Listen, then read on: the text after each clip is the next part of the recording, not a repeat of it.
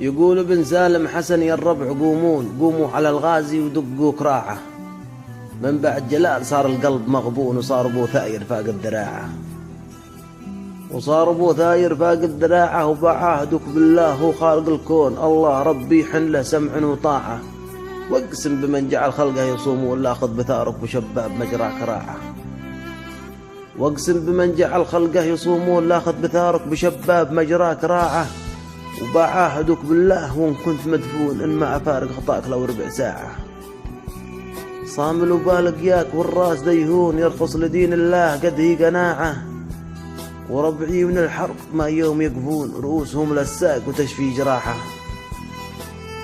وخصامنا لا تعززت في ربعي بيركون، نذبح ونستاسر ونكسر نخاعه. ونسألك يا الله من قلب معزول، تسكن جلال الخلد دارب على قلاعه. تسكن جلال الخلد دارب على قلاعه.